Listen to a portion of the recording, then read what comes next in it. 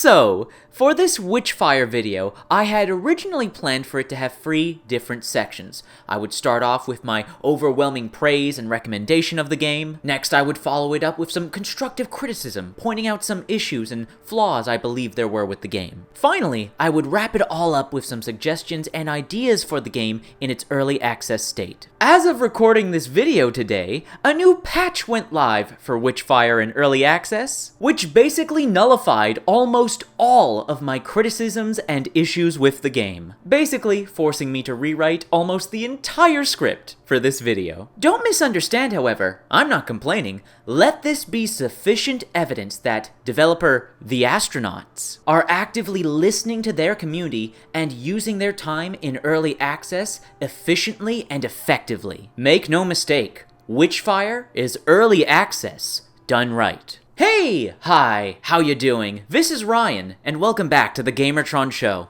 So recently, I've been playing a lot of Witchfire.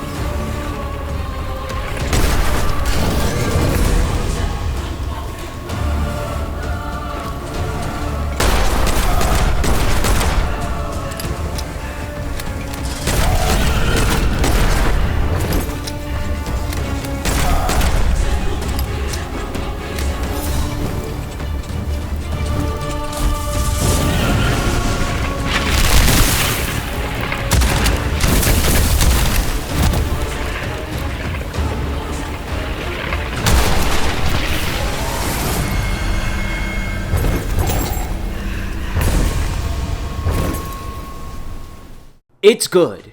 It's really good.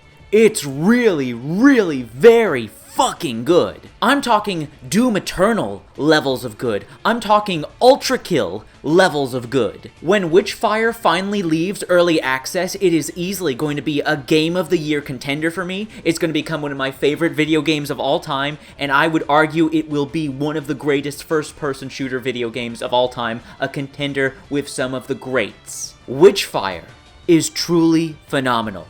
And it's just in early access. It's not even finished yet. Look, if you love first-person shooters, and if you love roguelikes, you need to check out Witchfire. Yes, the game is in early access. It is not content complete. But I'm telling you right now, Witchfire is going to be another early access success story. It's going to be right up there with Risk of Rain 2, Hades, and of course, Ultra Kill. Why is that, you may ask? Well, that's because the developers, the Astronauts, have absolutely nailed the fundamentals.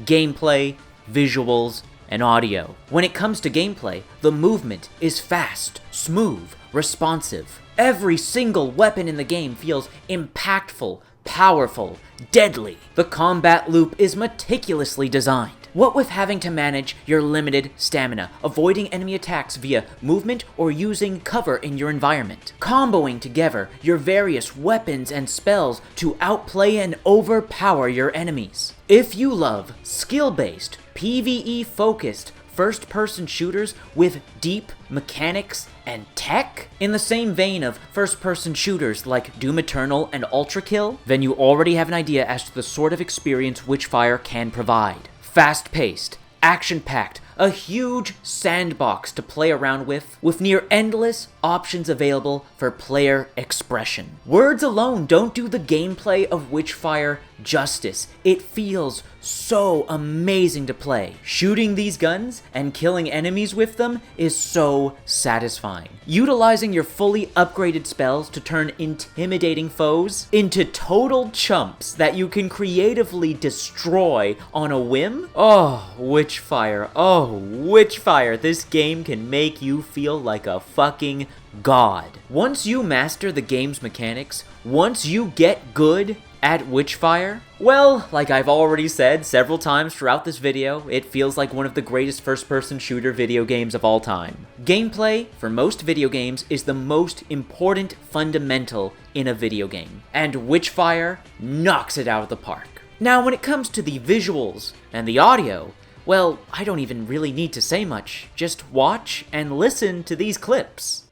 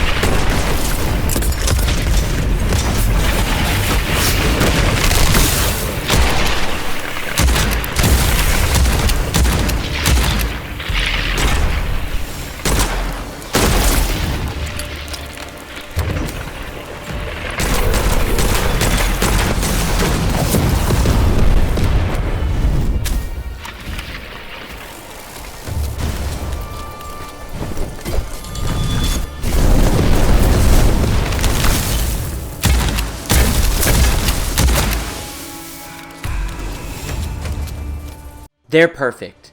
The visuals and audio in Witchfire are perfect. You truly can't ask for more or better from a video game. Textures, lighting, particle effects, all treats for the eyes. Music and sound design? If this audio doesn't get you immersed in the experience, I don't know what will. I'm truly blown away by Witchfire and its quality. I can't recommend this game enough. If you enjoy the video games Doom Eternal, Ultra Kill, Risk of Rain 2, Hades, oh, Deadlink. Deadlink is a great game for comparison since it's a first-person shooter and a roguelike. Seriously, if you love first-person shooters and you love roguelikes, you have to buy and play Witchfire even in its early access state. It's just that damn good. Now, Witchfire is available in early access on the Epic Game Store. The game will eventually be released on Steam once it leaves its early access phase. However, I would insist that you purchase the game in early access on the Epic Game Store, because if you purchase the game on the Epic Game Store, the devs will receive far more money than if you were to purchase the game on Steam, as Steam still employs that dumbass policy of taking a 30% cut. Witchfire is developed and published by the Astronauts. They're a small indie studio of only 12 people, so they need all the money they can get. And I would argue, with Witchfire, they have proven themselves to not only be talented craftsmen, but also, given their consistent engagement and communication with their community on social media, via Twitter and Discord, in my eyes, they have proven themselves beyond a shadow of a doubt to be worthy of your trust and your financial investment. The Astronauts are good people, and they're gamers making a video game for gamers. Oh, and speaking of the Astronauts, hello there. I heard you folks are looking for some feedback. Well, first off, obviously, I love the game. You folks have done an amazing job here. Your passion and your efforts clearly shine through. And you folks have been killing it with the updates. Like I stated at the beginning of this video, I had to keep rewriting the script multiple times because you folks kept updating the game so fast and kept fixing issue after issue. Truly impressive work. I basically had to throw out almost all of my constructive criticism out the window, until only one point of contention remained.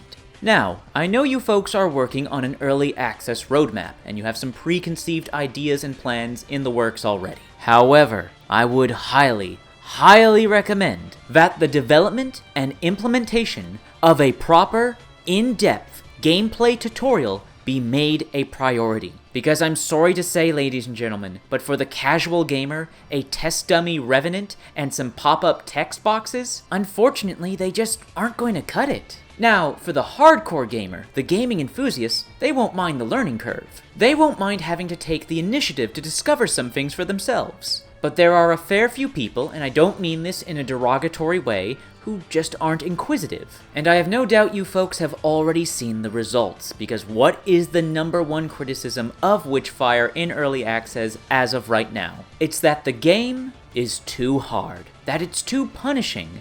But as you and I already know, that's objectively not really the case. This is a matter of the proper expectations not being set. Because at the beginning of the game, the player has no idea that all enemies have telegraphed attacks with unique visual and sound cues. At the beginning of the game, the player has no idea just how valuable stamina management and dashing is. At the beginning of the game, the player has no idea that there is a stun and stagger system on enemies. At the beginning of the game, the player has no idea just how powerful spells are, and how weaving them into combat can give the player the upper hand they need. You folks over at the Astronauts brilliantly designed Witchfire to be challenging, but fair. Believe me, I see it. I feel it. But for the average casual gamer, they're being thrown into the lion's den here. They need to be tutorialized ASAP on the importance of enemy telegraphs, stamina management, dashing, and utilizing spells in combat. At this point, I've watched the opening hour gameplay of quite a few new Witchfire players, and let me tell you, it's rough to watch. They're running in, guns a-blazing, not dashing, getting hit over and over again by enemy attacks because they don't know about the telegraphs and the cues. So yeah, my one and only piece of constructive criticism for Witchfire is a more in-depth gameplay tutorial as soon as possible. Proper expectations need to be set so more players can appreciate and enjoy Witchfire from the start without the unfortunate initial ball busting and trial by fire. Anyways, again, that's the only piece of constructive criticism I have for the game. You folks over at the Astronauts have done a phenomenal job on just about every other aspect of the game, and I have no doubt you will continue to impress throughout this early access period. Now then, I also see you folks are looking for some suggestions and ideas. Well, I do have quite a few of those, if you wouldn't mind hearing me out. Let's get the biggest, most important one out of the way first. Witchfire has immeasurable potential for compelling narratives and characters. And in the medium of video games, who are some of the most memorable and beloved characters? Why, the villains, of course, the antagonists. Adversaries who verbally mock and challenge the player throughout their adventure, who physically impose and hinder the player from time to time. Iconic examples include the likes of Handsome Jack from the Borderlands games, and Archangel Gabriel from Ultra Kill. Machine, I'm going to post cringe in general! Witchfire has all the assets in place to have its own fan-favorite villain. I am of course referring to the titular witch of Witchfire. I mean, we are a witch hunter after all, doing battle against the minions of a witch in lands conquered by a witch, and yet we never hear from the witch herself. Now, Witchfire has brilliant, encapsulating, immersive atmosphere and ambiance. And in no way am I implying that I want that replaced with endless streams of dialogue. What I am saying here is that a few lines of dialogue here and there can leave one hell of an impactful impression. It can provide narrative motivation to the player, build up to the inevitable climax, and provide some intriguing world building. If you would do me the honor of allowing me to make my case, let me showcase to you some examples. For instance, when the player first loads up into their very first expedition, they could hear the witch say, "What is this? What if the church's lapdogs come snooping around my lands? Oh, This will be fun. Another example, when the player has completed all of the available dangerous areas and is holding a large amount of Witchfire, the witch could chime in and say, You know, I pity you, Freya. You hunt us, you hate us, and yet you draw your power from our very blood. What will you do when there are no more witches left to hunt? One last example. When the player runs out of ammo and triggers a calamity event, the witch could mock the player, saying something like, Has the witch hunter run out of bullets? Shame. You should have saved at least one for yourself. It would have been a more merciful death than what I have planned for you. The voice acting for the witch you have been hearing in this video was brought to you by the lovely Bakusatsu Ho. Here are her socials. Be sure to follow her, support her, say hi, and let her know how much of an amazing job she did here. Thank you so much again, Baku, for indulging in my lunacy. Anyways, my dear astronauts, I hope I have made a compelling case for why the titular witch waifu of Witchfire should be given life with a bit of voice acting. Another suggestion and idea I have for the game, if you would hear me out, is the addition of a survival horde mode. Witchfire just has such fantastic combat gameplay that it is perfectly suited for a horde mode. You folks already have the necessary enemy spawning systems in place, and the two destinations already in the game, the Scarlet Coast and the Iron Gate Castle, have several areas that are just perfect combat arenas. So survival horde mode, think about it. I'd personally love to see it. Finally, my last suggestion and idea, well, it's not really a suggestion or an idea, it's a demand. Where are the big floaty boys? They were showcased in the initial reveal trailer, and now they're nowhere to be found in the current build of the game. They're such a cool enemy design, I would hate to see them cut from the game. They would provide some excellent, unique variety to gameplay in an already excellent cast of enemies. And their designs are just too creepy and cool to waste. Please, bring back the big floaty boys. Hashtag justice for big floaty boys. Come on, Witchfire community, we can do it. If there's enough of an outcry, we will see justice for big floaty boys. Don't let your memes be dreams. Hashtag justice for big floaty boys. Anyways, if anyone over at the Astronauts graciously viewed this video, I thank you. Thank you for blessing me with your time, and thank you for blessing me with this incredible video game that I am loving and enjoying oh so much. I can't wait to see what you all do with Witchfire throughout the early access period, and I am rooting for you. You all have my full support. Everyone, please buy and play Witchfire. Give the Astronauts your much needed feedback. Anyways, that's been a video. Thank you for watching. I hope you liked the video. If you did indeed like the video in any way, shape, or form, please be sure to hit the like button and leave a comment in the comment section. And if you want to help out and support this video, then please share it on social media. Twitter, Reddit, and Facebook. Maybe on a few Discord servers too. If you want to help out and support me directly, please consider making a donation via the Super Thanks feature here on YouTube, or by clicking on the links and donating to my Buy Me a Coffee or Ko-Fi pages. Links are in the description down below. Anyways, once again, that's been a video. Thank you for watching, and I'll see you all later.